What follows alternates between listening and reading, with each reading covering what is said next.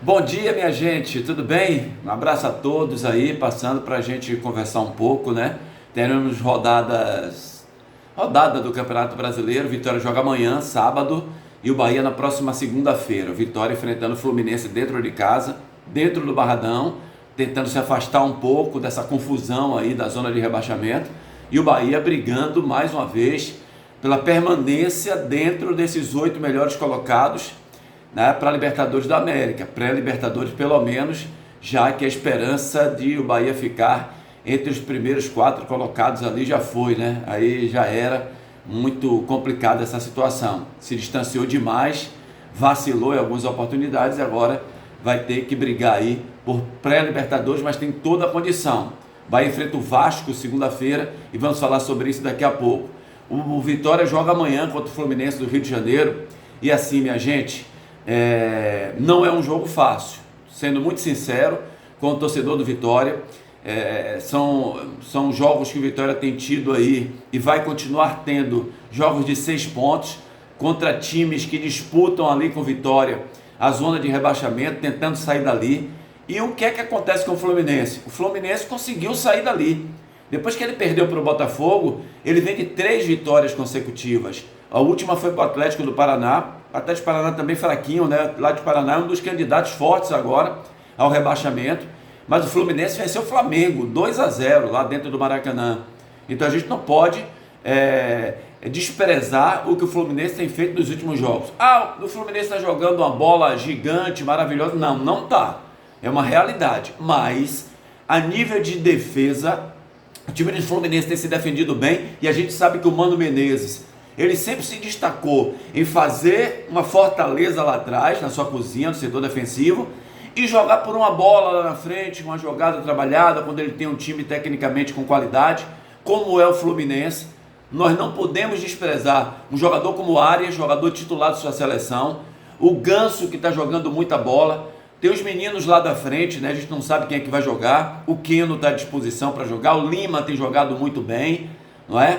Então, assim, mas o Thiago Silva não vai jogar. Gente, o Thiago Silva é zagueiro. É claro que é um jogador experiente, mas não tem tanta relevância como o Arias, por exemplo. O Cano voltou a fazer gol. Apesar de ser um gol que a bola bateu aqui, bateu ali, bateu no queixo, a bola entrou. Mas é um Fluminense que vem de 3 vitórias dos últimos 3 jogos no Brasileiro. O Fluminense ganhou 9 pontos. Então, o Vitória tem que traçar um plano muito bem traçado. Carpini não pode dar o vacilo que ele deu no último jogo, que ele pegou o Bragantino, e todos nós vimos que o Bragantino no primeiro tempo, se está no momento melhor, o Bragantino faria 3-0 no Vitória ali no primeiro tempo, porque condição para isso teve. Chances para isso o Bragantino teve.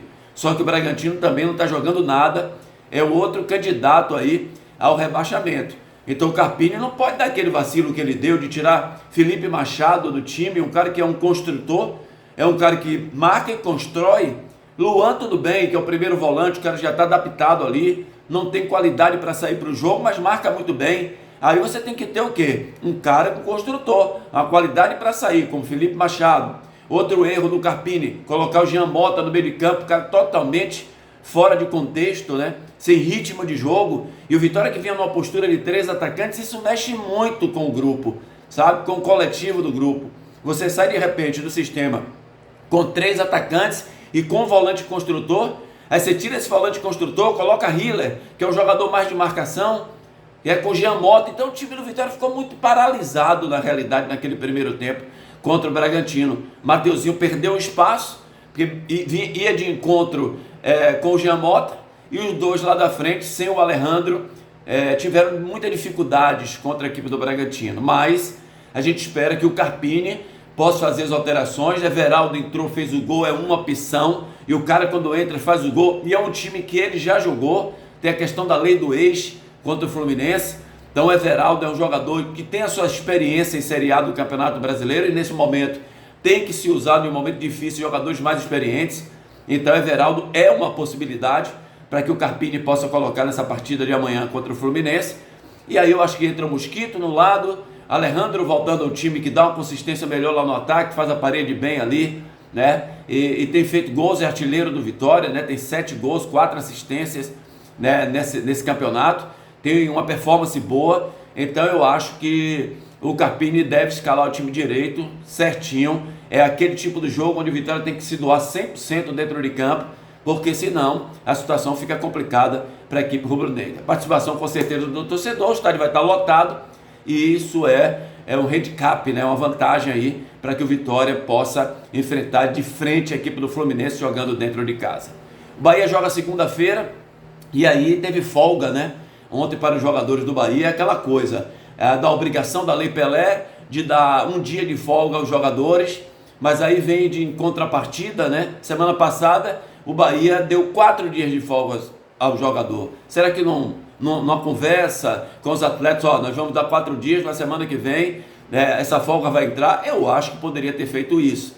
Porque, gente, o jogo é segunda, aí você trabalha segunda, terça e quarta, folga quinta, e aí tem sexta, sábado, domingo para treinar para segunda. Eu acho, não estou falando nada que é grave por causa disso, vai perder o jogo, não, só acho inconsistente, só acho que não tem embasamento para uma folga no meio de um trabalho, tem que se focar numa partida difícil, né? Numa partida difícil a nível de posição do Bahia, onde o Bahia quer buscar uma Libertadores da América. Eu não daria de maneira nenhuma essa folga, pensando no profissionalismo, é por isso que dizem assim, por que é que os treinadores portugueses, hoje eles têm sucesso no Brasil, estão fazendo como treinador do Palmeiras, o treinador do Botafogo e outros mais, né?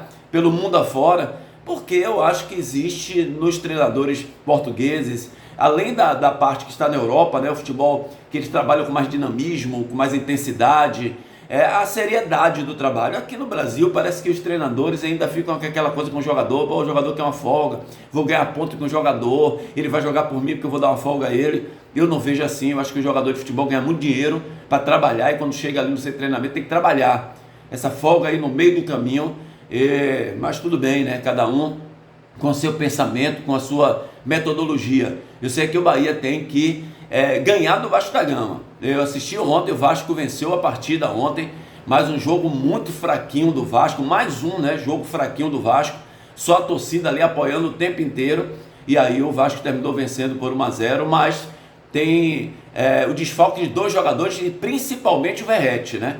Verratti, que é o artilheiro do time, é o centroavante que incomoda. Se tem um jogador que você pode dizer assim, que faz a diferença no time do Vasco da Gama, é o Verratti, e ele não vai jogar, tomou o 3º cartão amarelo, e aí o Bahia tem que se aproveitar dessa situação. A gente já, mesmo com o Verratti, eu já acho que o Bahia tem toda a condição de vencer o Vasco da Gama no São Januário, imagine sem o Verratti. E o Bahia, o futebol que o Bahia joga combina, né, com o futebol do Vasco, para que o Bahia possa vencer lá. É só ter estrutura boa, mesma coisa que eu falei do Carpini. Rogério Ceni não inventar, Biel entrou muito bem no jogo passado, Biel deu uma consistência ofensiva muito melhor ao Bahia, saiu daquela mesmice de toques para o lado do meio de campo.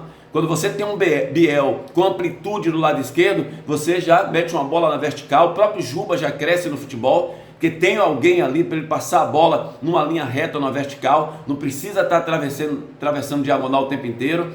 Já melhora o futebol dos meias, né? Porque tem esse jogador para meter a bola, melhora para o Everaldo, que essa bola vai chegar muito mais na área. Veja quantas oportunidades o Biel criou no jogo passado. Então seria até interessante, mas acho que não vai acontecer, se o técnico tivesse coragem de tirar o Everaldo também, colocar Lúcio lá na frente, né? Ver essa situação de Cauli, que não tem jogado bem, o próprio Tassiano reposicionar o jogador. Então tem toda a condição o Rogério Ceni, mesmo eu achando que ainda falta, por exemplo, um atacante no Bahia, um artilheiro, um cara com que saia como o Luiz Henrique, que pega uma bola no ataque, daqui a pouco você sabe que ele vai criar uma jogada de gol, e a gente espera que isso aconteça ano que vem, que o Bahia possa buscar esse tipo de jogadores, como o Botafogo fez essas contratações maravilhosas agora no meio do ano. Então o Bahia com o Grupo City, eu acho que tem que fazer isso, e o Bahia quer alcançar melhores objetivos já a partir do ano que vem. Então para esse jogo contra o Vasco, a gente espera que pelo menos o Biel permaneça como titular para dar uma consistência ofensiva melhor. O Bahia não pode deixar o Vasco dominar com esse futebol fraco do Vasco da Gama, individualmente e coletivamente, porque o Vasco não tem jogadores à altura, em boa forma, em boa fase. E na parte coletiva também, do time meio que desorganizado, a defesa marca muito mal, uma das piores defesas aí do Campeonato Brasileiro, a defesa do Vasco. Então o Bahia tem que se aproveitar disso tudo que eu falei aqui para vencer o jogo, trazer 3 pontos para Salvador, dar uma tranquilidade para os próximos jogos, se manter ali entre os primeiros colocados para continuar brigando. Acho até que vamos ter 8 participantes aí, pelo menos, com pré-libertadores. Então o Bahia tem que se aproveitar desse momento, já que o Bahia teve um ano muito ruim a nível de títulos, não ganhou o Baiano, Nordeste, desclassificado da Copa do Brasil, não chegou nem à semifinal. Então é o momento do Bahia dar uma alegria ao seu torcedor. Portanto, minha gente, é isso aí. A questão do jogo da seleção brasileira que vai ter na Fonte Nova está definido. O Bahia vai jogar sim no seu estádio, no estádio da Fonte Nova. Foi garantido pelo diretor da Arena Fonte Nova, tá certo? Grande abraço a todos, ótimo final de semana, que Deus abençoe. Deixa o like, não esquece, hein? Ativa aí o sininho para receber as notificações e que Deus abençoe a todo mundo.